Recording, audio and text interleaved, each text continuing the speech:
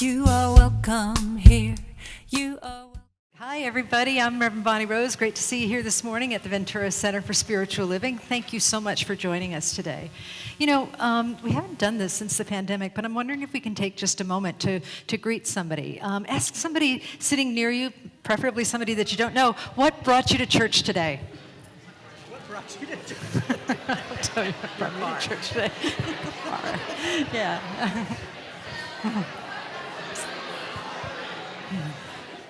All righty, folks, here we are. Here we are. Let us gently become still and know the presence of Bernie Austin. Welcome to herding cats first thing in the morning. Yes. Thank you. Thank you. I told her when she did that, I go, well, this will take 10 minutes. Good job. So good morning to y'all. Welcome to our wonderful Kindness Cathedral. It is a pleasure to be here with y'all and enjoy. If you're on the east end, the sunshine. If you're on the west end, the fog. It's fun to go between the two and enjoy the cool. So welcome. It's a pleasure to have you all here. Thank you so much. Okay, thank you. And then I think we're hearing from Mr. Bill here. My turn. Okay. Good morning. Good morning. I'm Bill Hadris with Youth and Family. Who's ever made a mistake? Maybe. Oh, wow. I was going to give you a pinky if you wanted, but anyway. All right. So with that, this should be easy then. I invite you all to relax for a second and think of a mistake you have made. Just one. Just think of one. Okay. Being in the past, it is easier to see why you made it. You can see the consequences of it. Consequences can be both good and bad.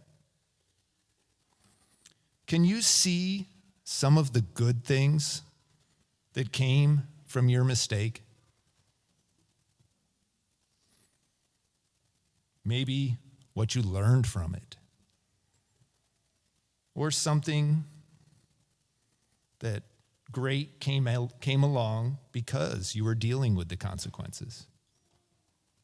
Or maybe you just found someone that helped you and showed you were loved.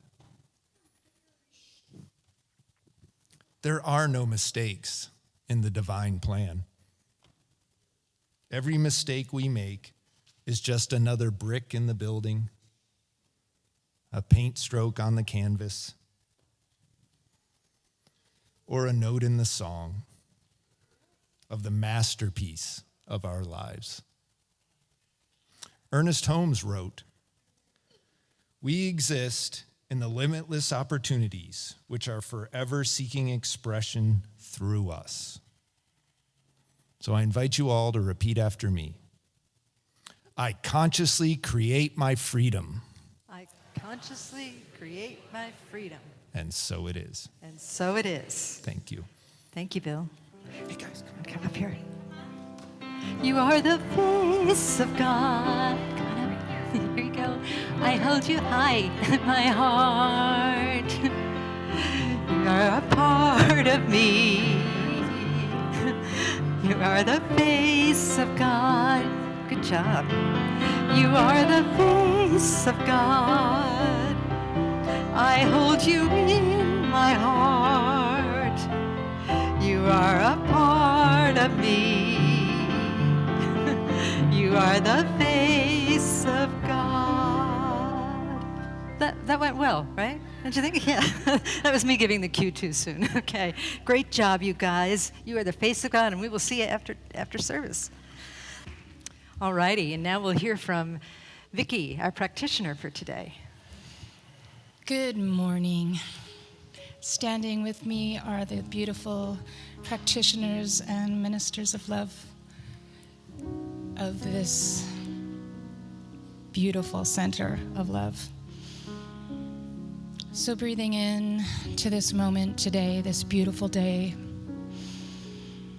know with me now that there is one life that expresses acceptance and joy, encouragement through everything that is. And I know that this acceptance flows through me as love, as peace, as happiness, as good health, as service. And as this flows through me, it flows through each and every one of us here today. And we open our hearts and accept who we are and love our inner critics. I say thanks to the music that opens our hearts, to Reverend Bonnie's message, to Kim's poetry and reading, and to everyone here who serves and everyone here who showed up. And I give a special thanks for our 2 new practitioners. And knowing that today is perfect, and I am so blessed to be here with each and every one of you. I simply say thank you. Thank you, God. Thank you, Earth. Thank you for this divine connection, like the roots of trees together as we grow in love, expressing love. Thank you. And I release my word into the power of love, and together we say, and so it is. We give thanks for Vicky's beautiful prayer that brought us to this place of peace within each and every one of us. And we breathe deeply and move into that center of awareness that is the I Am presence, as we open our hearts to listen to the words of our sacred reading. An excerpt from Dances with Dogs by Reverend Bonnie Rose. When we welcome the shadow, we turn toward the light and open like rosebuds to the spring. Then the light teaches us. The light teaches us every time we catch ourselves needlessly seeking approval, we can relax and remember the true self is impervious to the twin seductions of praise and blame. The light teaches us if we disappoint someone, the disappointment of others often does not belong to us. If we truly let someone down, we apologize and make amends. If we are innocent, we see that disappointment belongs to the disappointed. In the glory of the true self, we strip disappointment of its power and see it as nothing. The light teaches us there are no mistakes, only patterns of grace unfolding.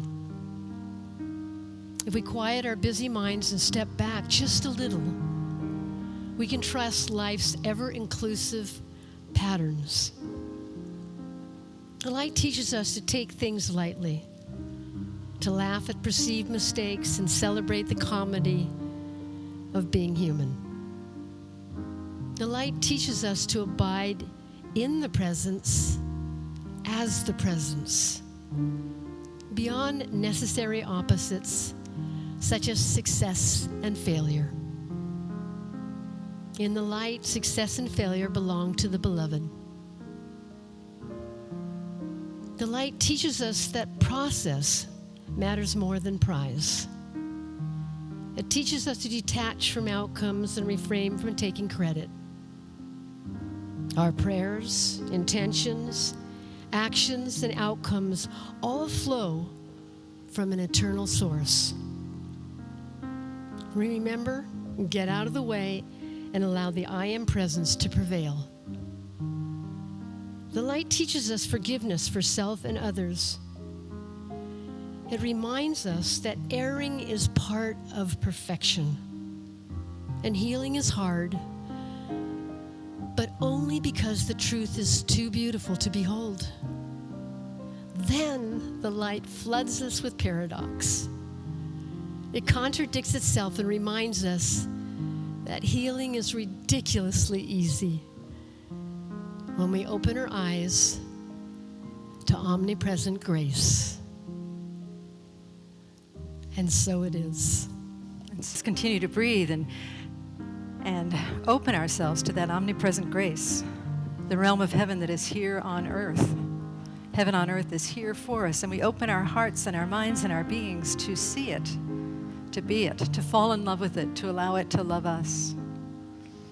Another way of saying heaven on earth is I am. The I am presence that dwells in everything, that lives and moves and has its perfect being in all form, in all energy.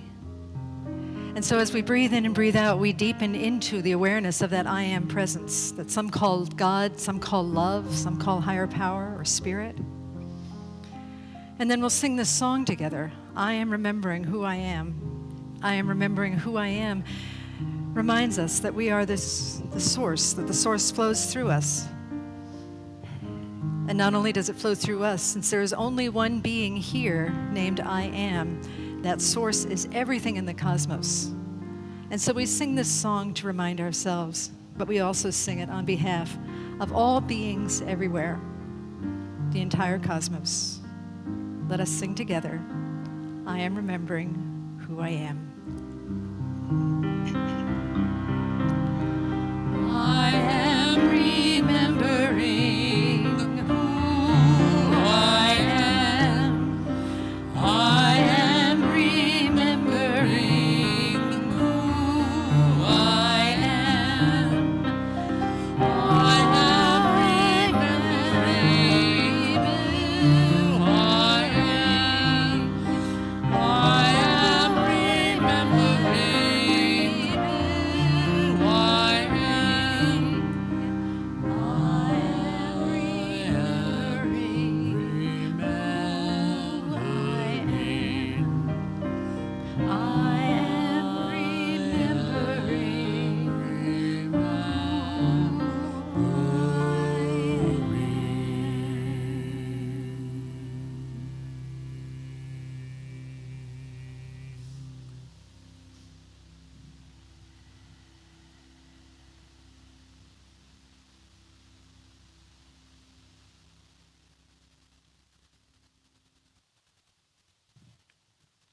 And breathing in deeply and exhaling, let us remember the divine presence that flows within us.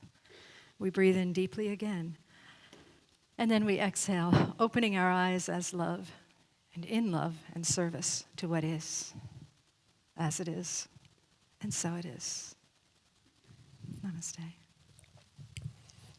Being in California, this next song is normally a slam dunk, but I've definitely had to put this song on hold for a few months, but it's starting to feel a bit more relevant.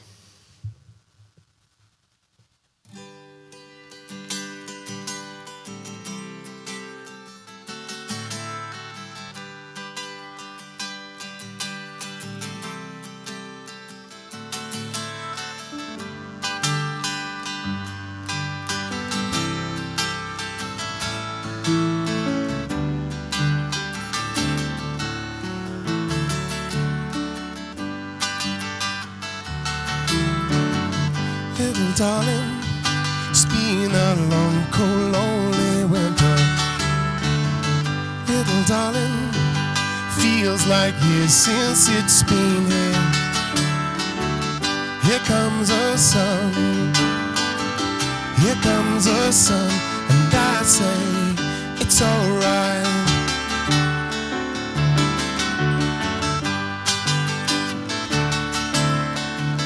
Little darling, smiles returning to the faces. Little darling, feels like years since it's been here.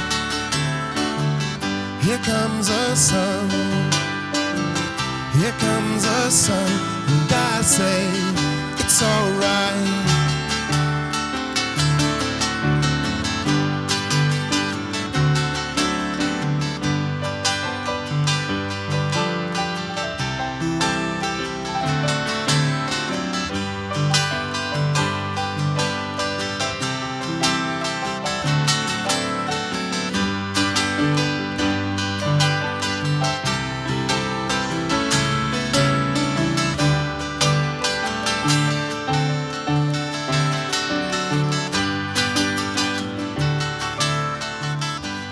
Darling, feel that ice is slowly melting. Little darling, feels like years since it's been here. Here comes the sun, here comes the sun, and I say it's alright. It's alright. It's alright.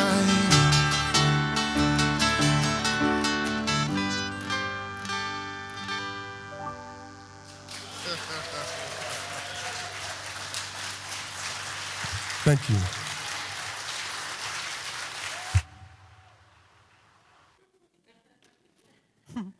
Oh, like, are you laughing at me? Are you laughing at me? Oh, okay. Yeah, so you recognize those two frisky nuns? Who's the grumpy one? Barb. I don't know if Barb is in the house today. She might be with the kids. Where's Barb?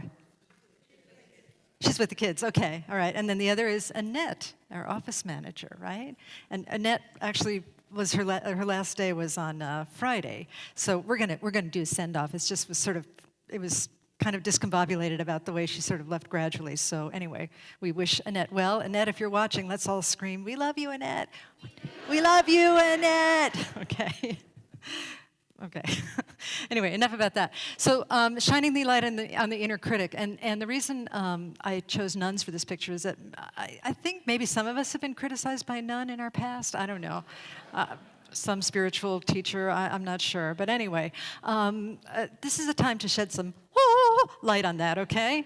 So I'm going to start by telling a story from one of our participants in the Sacred Imperfection class, and I do have permission to tell this story, just so you know, okay?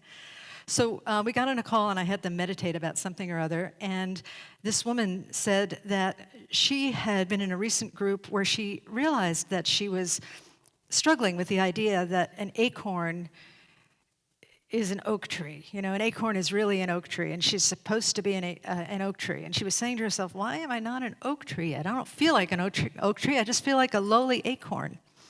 But then she started thinking about it some more and started thinking, well, an acorn is also food for squirrels, right? And if you want to take it a step further, it's also compost, right? As the squirrels digest it. And you know I'm obsessed with compost, right? That's one of my favorite things. But anyway, so she realized, and I realized this as a metaphor for all of us, we realized this together, that sometimes we are telling ourselves that we should be something. Like, I really should be an oak tree by now. I really should be that oak tree. I'm just still a lowly acorn.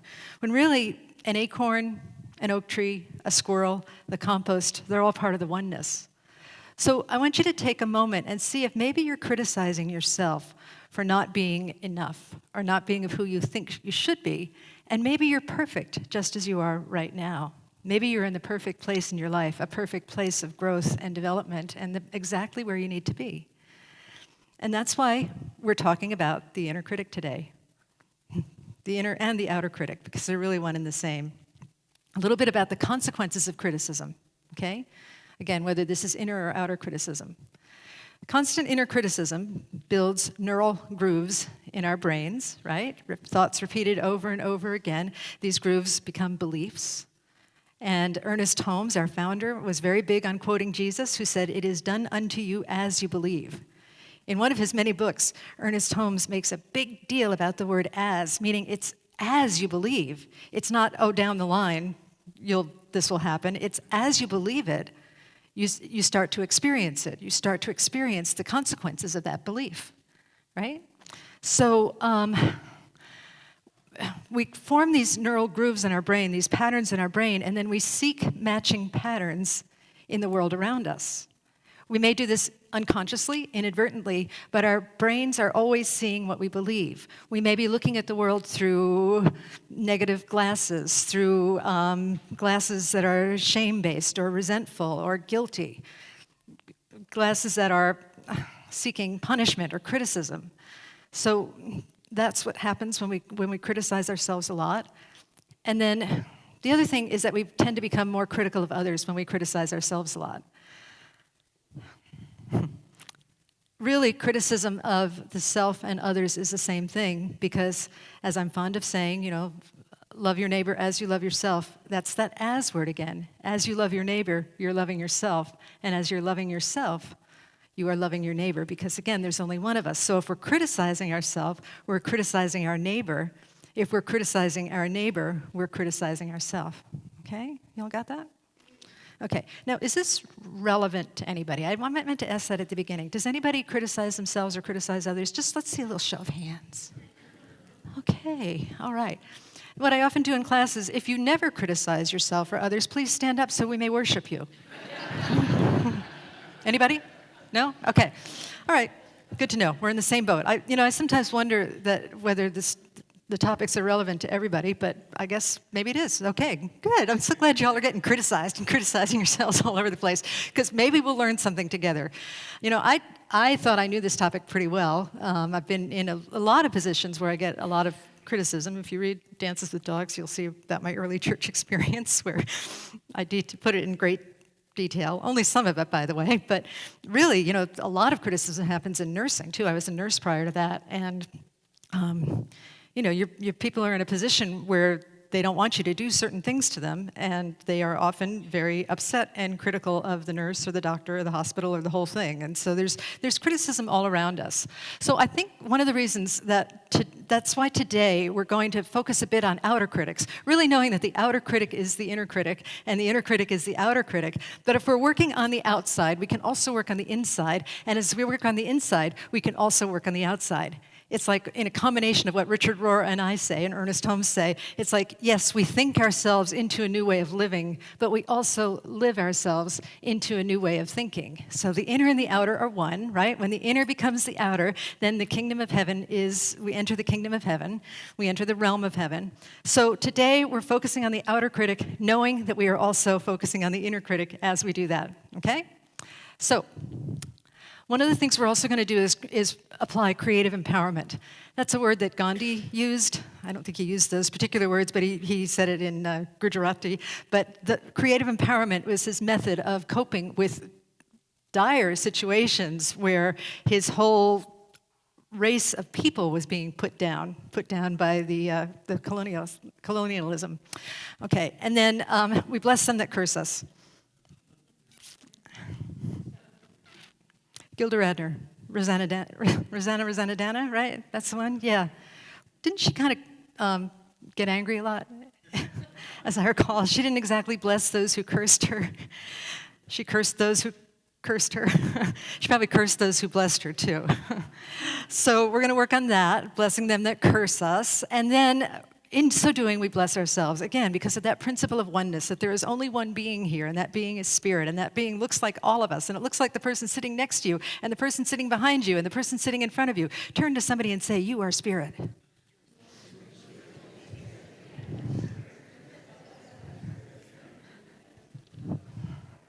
Well, I don't know, y'all. It went a lot better when I asked y'all to complain about something. It was a lot louder, but we'll try again later. Okay, so we bless each other. Okay. Now, I want to say a few words about critics. This is not an actual picture of this person I'm going to talk about, but there's a podcast I was listening to with Richard Rohr and one of his colleagues whose name is Bree Stoner. And Bree was saying that it was really, really, really, really hard for her to meditate. She wanted to meditate so badly, but she had little children. And she would wake up in the morning with all intention to meditate. And then her kids would be like, Mommy, Mommy, Mommy, Mommy, Mommy, Mommy. And she just felt like she was doing it wrong. She felt like she should be an oak tree of meditation when she was just a little acorn that was getting stomped on by little children. And so she confessed this to one of her teachers, and her teacher said, you know what, Bree? God loves you so much that God inhabits the body of your children so that you can give God a hug, right? Right? Beautiful, right? Yeah. But I wonder, does maybe God inhabit the body of our critics so that we can grow in grace and kindness and forgiveness and understanding and compassion? Was that a no? I heard a no over there. Yeah, I feel you. I'd be lying if I said I didn't feel you. Yeah, I mean, can you ponder that for a minute? Maybe this person who is criticizing me is God too. Oh my goodness. The principle is not God is everywhere except that person over there, right? You know, remember the times I've made you all say, stinky is divine, right? The person you don't like, stinky is divine. Well, I think we need to do it now. 1, 2, 3, stinky is divine. Okay. It doesn't get old for me. Just let me know, you know. Be sure to tell me if it gets old for you. Okay, so those critics are there to teach us something important about ourselves and about the nature of being, okay? Critics help us know our stuck points, where we are clinging to something. Perhaps we are clinging to our self-image. One of the things that came up for me when I was teaching the class was, you know, nobody wanted to say what they were clinging to, and I said, well, I want people to think well of me. That's what I'm stuck on. If somebody doesn't think well of me, it feels like it's not a disaster. That's a little too strong, but it feels hurtful if somebody doesn't like me or think well of me. I still go through that, even though there's, you know, lots of people that don't think well of me. You know, you write a tell-all book, and a few things are going to come scuttling out of the woodwork. So we're clinging to something, and you might want to take a moment to say, you know, when somebody criticizes me, what does that activate within me? What is that? What am I clinging to? Am I clinging to this opinion?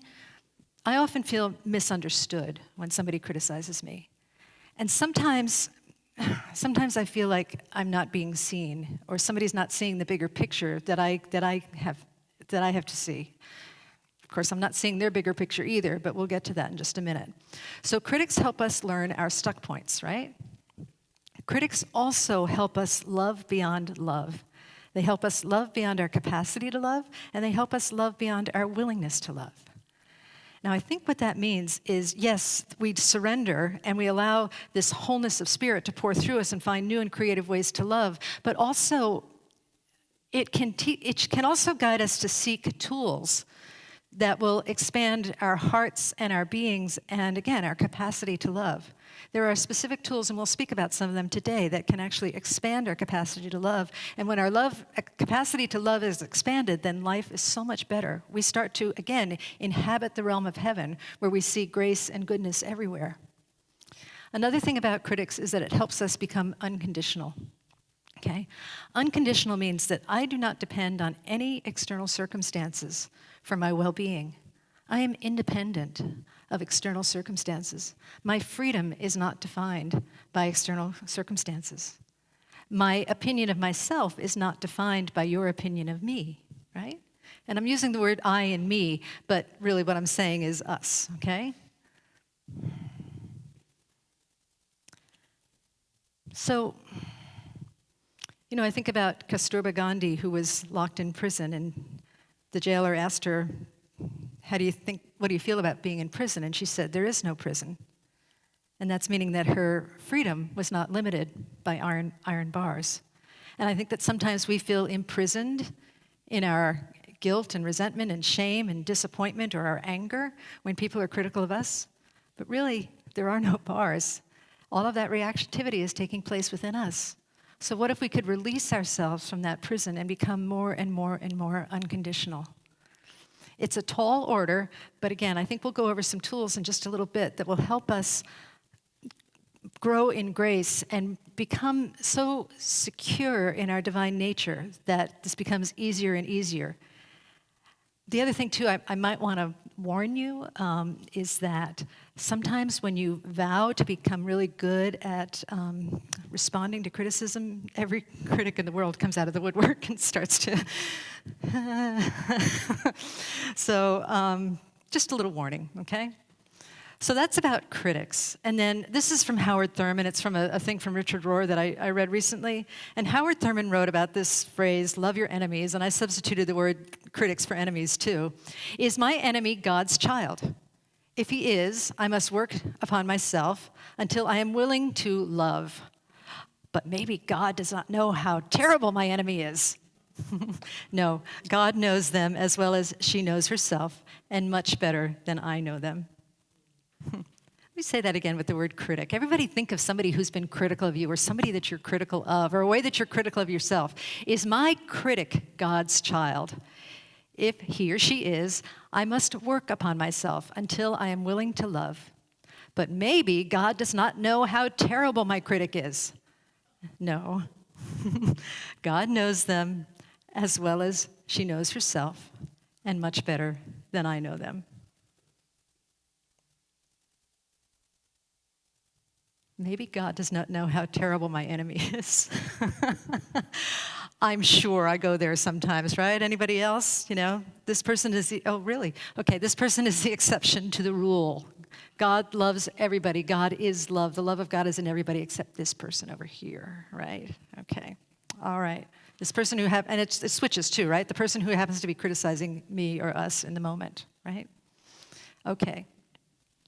A word of caution, because sometimes when I do talks like these, people start to feel like they should let every single person into their life, even if they're dangerous, right? And I am not in favor of that theory, because appropriate constraints is a creative opportunity, right? So if somebody is really, if you're not able to be with somebody, if they're going to hurt you, whether physically or verbally, of course, we can come up with creative constraints.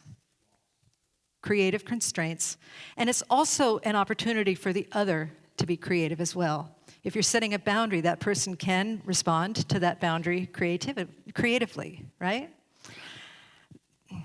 It's an opportunity for awakening, both on my part and the other's part, right? So if I continue to succumb to somebody's ill will towards me and let them do whatever they want or say whatever they want, without setting a loving boundary, they don't have the opportunity to awaken to that behavior that is probably not only limited to me, but it's destructive to others and also destructive to themselves, right? This is a really simple example of this. It's not very dramatic, but I remember when I was working in a corporate world and I was starting to go to ministerial school. And I had a boss who was a evangelical Christian, a very conservative Christian, literal translation of the Bible and whatnot. And she liked to debate with me about what I was studying. And finally, I just had to say to her, you know what? I really like you, and I just can't have these conversations with you because we go to a really dark place with it, and it's not going to work for our relationship. And she was respectful of that, and she stopped. So it can be something as simple as that, or sometimes you need to take stronger measures, whatever it is, right? It is a disservice to allow people to mistreat us. It's what I said before. It's a disservice to allow people to mistreat us because if they're mistreating us, then they are mistreating themselves, right? Now, we're often taught that being kind and loving is allowing everybody to do what they need to do. Loving your enemies means people can treat you badly, but it really is a disservice to allow other people to mistreat us. Because we're mistreating ourselves in the process. And then boundaries are a form of love. Boundaries are a form of love. Appropriate, kind boundaries are a form of love. Boundaries can be applied caustically, or they can be applied in a loving manner. I recommend applying boundaries in a loving manner because that just generates more love into the world. As I've said many times up here, love is love, and it is not so much the object of love or the form of love, it is the action of love that is much more important than the actual form of the love. So if you're choosing to overlook something, that might be perfectly appropriate, but if you're also, that might be the loving thing to do, but also if you are choosing to set a boundary, a kind, loving boundary, in order to maintain the integrity of a situation, then that is love as well. And again, the action of love is more important than the form of love. God gives us the capacity to set boundaries or to overlook and make allowances, but the most important thing is that we do it all with love, okay? Okay, so some gifts, some tools that we can do to help us cope with outer critics and then subsequently inner critics. One of them is to cultivate understanding, okay? So it helps to know that every single person sitting in this room has a different perspective. A perspective is a position in reality. Ernest Holmes, our founder, said that reality does not change, we merely change our position in it, meaning that we change our perspective. So we can look at something and say, this is awful, and then it changes and we start to say, this is beautiful, or we change rather, and we start to say, this is beautiful. I remember when I first started tithing to the church, and I didn't, tithing is technically 10%, and it was a different church when I was just starting out, and I didn't feel like I had enough to tithe 10%, so I said, I'm going to do 3%. And I looked at my money, and I said, some people would think this was a decent amount of money, but I can't see it. I can't see it. And then I started changing my behavior, changing my thoughts. My thoughts changed my behavior. I started giving more and more away, and then the money started seeming abundant. So that was a change in a position in reality. Okay, so perspective. Perspective matters immensely because perspectives define what we see, right? Again, we don't see what is, we see how we are, okay? Then also the critic is only seeing a small part of us, right? Even the inner critic. Have you ever noticed that your inner critic will just fixate on something that is wrong with you and ignore all of the beautiful things about you, right? You know, I've heard other people say this too, but I've experienced this. When somebody will come up to me and say something like, "Oh, you're so kind," I'll be like, "Yeah, but you don't know, blah, blah, blah." I'll give them every time I wasn't unkind that I can think of in the moment, you know? So the critic is only seeing a small part of us. And as we look at external critics, we're only seeing a small part of them. We're seeing the part of them that is probably wounded in that moment and that is needing to control something. But that's just a tiny fragment of who they are, right? Yeah, we only see a small part of the critic. I got that. Okay. Okay, and then the last thing is that we mistake the relative for the absolute. Where did I put that in there? What was I going to say about that? I don't remember. Anybody? No. Yeah, so relative reality is our perspective. But there is this vast absolute reality that knows that the critic is part of what needs to happen. The criticism and our capacity to receive it, in a loving way. If we don't receive it in a loving way, if we fail, if we set a loving boundary, if we are able to overlook it and make allowances, all of that is part of the absolute reality, and it is all unfolding perfectly. But we only see this little myopic view of this person is mad at me, this person is giving me a hard time, and I don't like it. Okay? So that's about perspective. One of my great teachers of perspective, Okay, so do you know what this is? This is an optical illusion. How many people see a duck? Okay. How many people see a bunny? Okay. How many people see both? Yeah, it's a duck and a bunny, that's right. But depending on what you're looking at, it can look totally different, right? This one's pretty easy to see. Some of the others are a little harder to see, but this one, it's pretty easy to see the duck and the bunny. But that's the same way with reality. What we're focusing on is what we see. And it's challenging to see two at once, but if you soften your gaze, you can flip back and forth between them pretty quickly. So I recommend that for our view of life, and our view of our critics, to see more, to see a different picture, to look at them slightly differently, through a slightly different lens, to see the duck and the bunny in the critic, okay? Inner and outer. Okay. One of my great teachers of the power of perspective is the flat choir. Can we give a big round of applause for the flat choir? They have... What I think is so funny is that, we put them up during the pandemic to help the 10 of us that were allowed to come to the church to create a service to help keep us, our spirits up, right? And the flat choir, they generate a lot of attention. Some people love them. Some people have very strong opinions about certain ones of them. And the flat choir is just sitting there. They're just sitting there. They're not doing anything. But we're all projecting our thoughts onto the flat choir. Some people don't like that there's a dog dressed as a nun, right? Where is she? There she is. That's a dog dressed as a nun. Oh, so many comments. I won't even go into it. Mostly positive, but just a lot of projection about the flat choir. So they've taught me that they're just sitting there and they're getting criticized, right? But also sometimes I like to view life. Tell me if you think this is weird, okay? Sometimes I like to view life through the eyes of the flat choir. I think there's a weird. Who said that? Oh, you did. Okay, thanks, Deborah. Yeah, isn't there a movie? It's like Toy Story or something where the toys all play when nobody's looking, and then they jump back into the box, right? I think about that with the flat choir sometimes, and Jesus is there on Sunday, like trying not to roll his eyes when I misquote him, and oh my gosh, and we had 30 children in the church this week for the Rubicon is rehearsing their children's theater program, and when I came in on Friday, the flat choir was all over the place. It looked like there had been a bacchanal, a drunken bacchanal. They were lying on their side. Ram Dass was falling out of his wheelchair. It's like, what have you guys gotten into?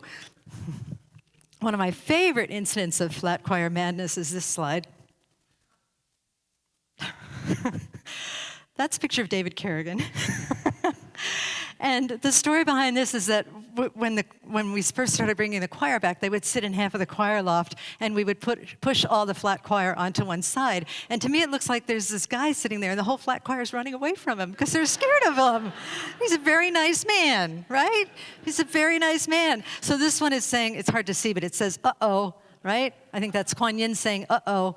And then, who's that? I think it's Rumi is saying, who is that guy?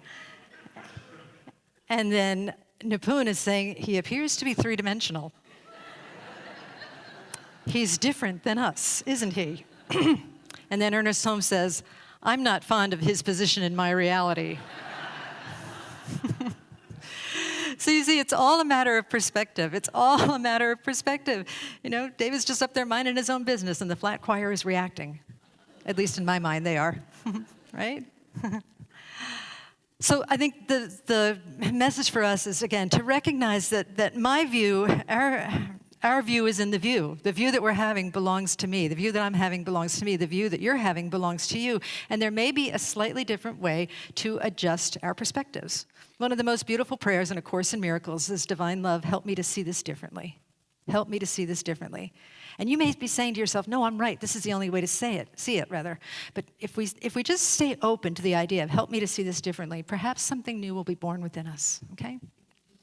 Gift number 2 is to cultivate compassion, right? I have sat with this all week because it just occurred to me. Now, maybe all of you have known this for years, and I'm the last one to know. Thanks a lot for not telling me, people, you know? This has been very helpful. Does a critic know that he or she is criticizing? Maybe sometimes, but maybe sometimes not. It helps me, that perspective helps me gain perspective for the critic. You know, I think we can ask, if somebody is being critical of us, what is the deeper need here? For me, I feel like if I'm being critical, it feels like I said this before, but if I'm being critical, it feels like somebody is doing wrong, but what's really happening is I'm not feeling heard, or I'm feeling misunderstood, or I'm feeling like my needs aren't being met. And sometimes that takes the form of criticism of others. And perhaps if I'm doing that to others, perhaps when others do that, they're doing that to me. Doing that for me, I might say, so that I can gain a different perspective. So knowing that the criticizer may or not be being critical, what is an inappropriate response? I would open this up to the house, but I don't think I want to. You know, this idea that we're all animals that Linda Dye used to say is that I think about when I bring my dogs to the vet and I'm leading them through the waiting room and there's all these dogs and they're lunging here at this dog and they're lunging there at that dog and they're trying to get out the door and they're trying to slip out of that collars, and I'm going through the vet's waiting room with all of these beloved dog owners and I'm going, who's a horrible animal? Who's a horrible animal? Who's a horrible animal? So could we say that to somebody who criticizes us? Who's a horrible animal? Probably not. That's an inappropriate response. Another one is, you look so cute when you're mad. You look so cute when you're critical. Yeah. In my book, there's a guy who got really mad at me at Starbucks. Some of you may have read that. And I said to him, you're Grumpy McGrumperson today. Again, not a really warm, appropriate, loving response. What is an appropriate response?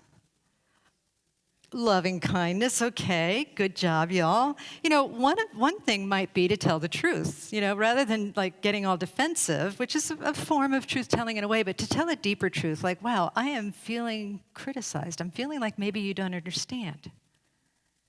Maybe I don't understand you. Maybe you're feeling upset by what I'm doing because you're feeling misunderstood by me. Can we have a conversation about it? That takes serious ovaries, as I like to say. It takes serious ovaries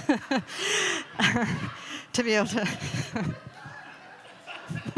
Well, I thought I heard another answer from over here, so I threw in ovaries to keep it, you know, whatever, gender something. Just use the body part that you want, okay?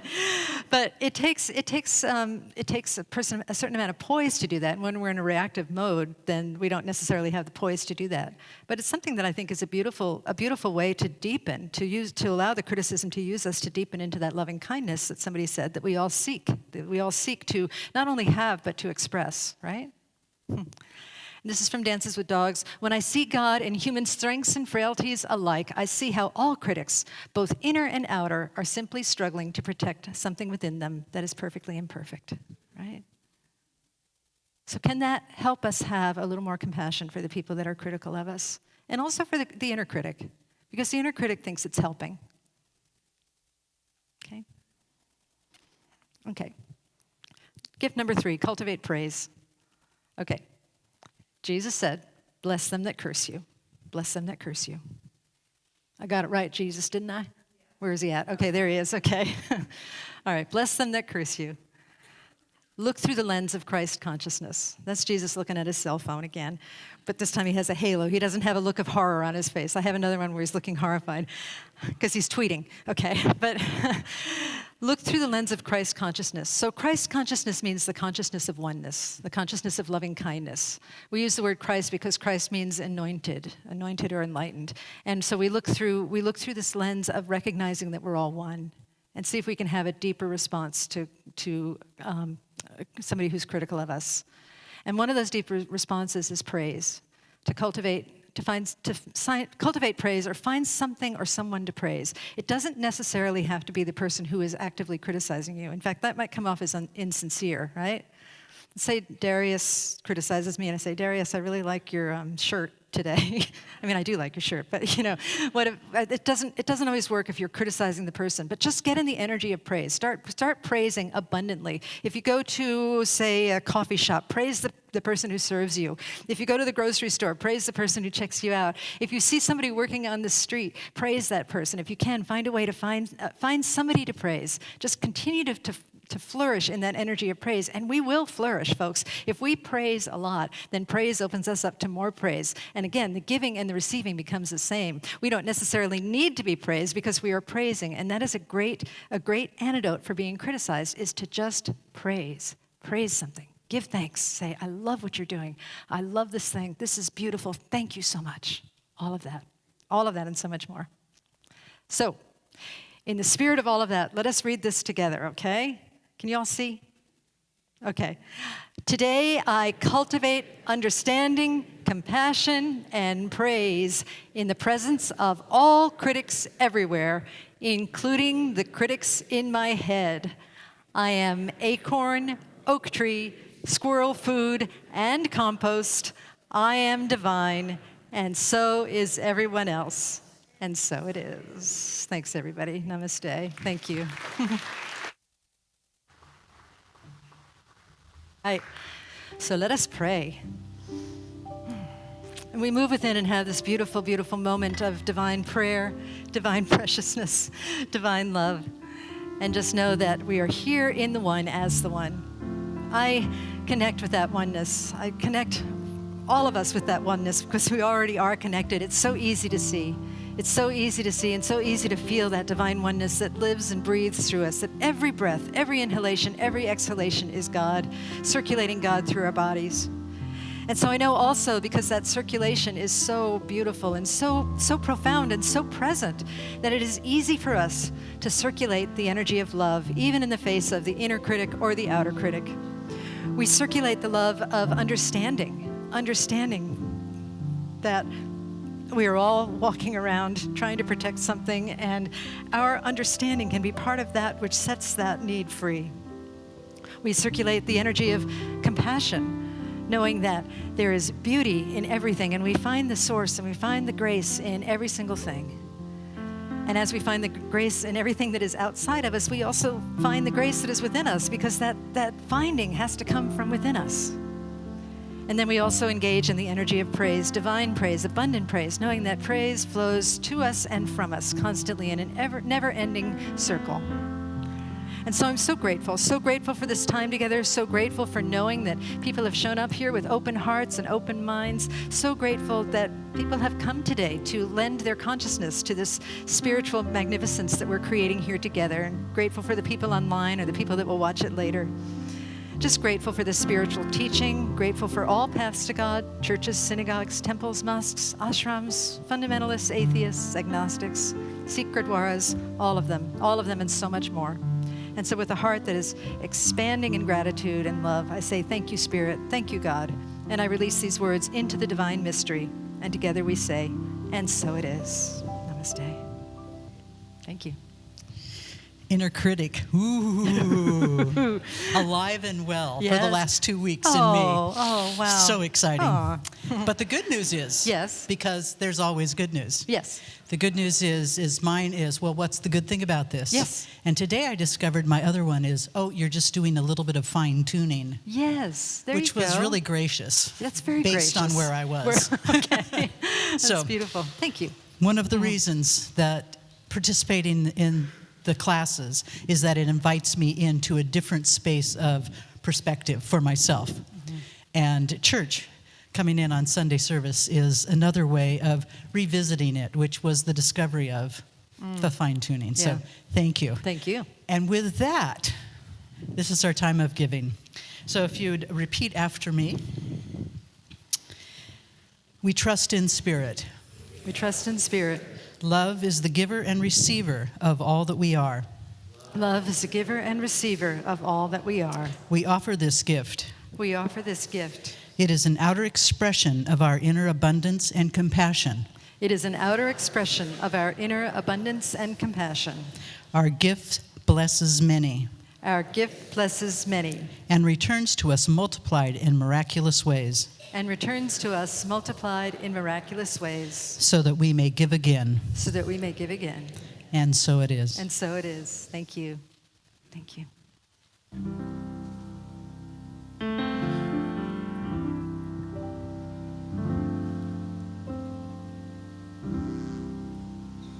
Think of your fellow man, lend him a helping hand, put a little love in your heart.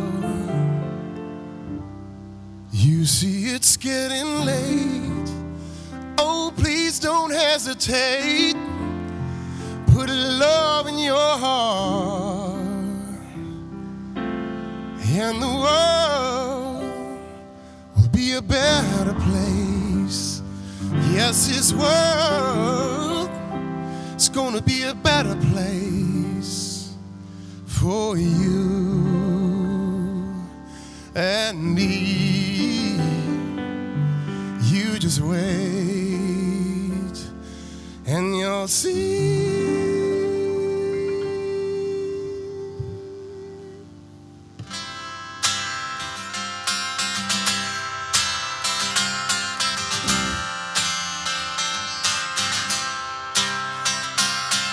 Another day goes by and still the children cry. Put a little love in your heart. You think it's getting late, oh please don't hesitate. Put a little love in your heart, and the world will be a better place. Yes, this world is gonna be a better place for you and me.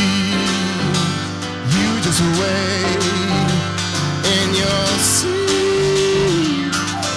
Put a little love in your heart,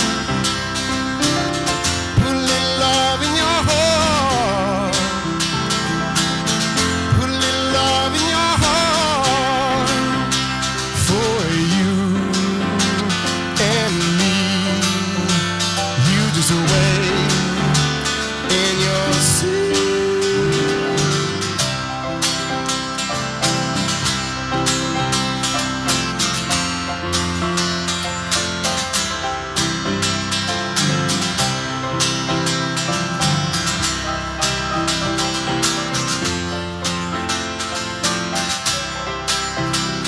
And the world will be a better place. Yes, this world is gonna be a better place for you and me. You just wait and you'll see. Put a little love in your heart, put a little love in your heart, put a little love in your heart for you and me.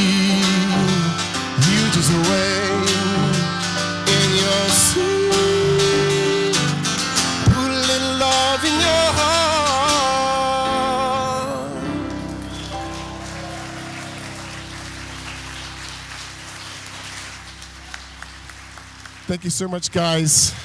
Chris on piano. Boys, appreciate it. Okay. All righty. So after the service, we've got ambassadors here. They're wearing teal stoles. There's one right there. That's Rhina. And we got another one somewhere. There he is. Hi, Mark. Good to see you. Okay. Now, I have a very special announcement. We have 2 new practitioners that passed their oral panels, Jim and Devin.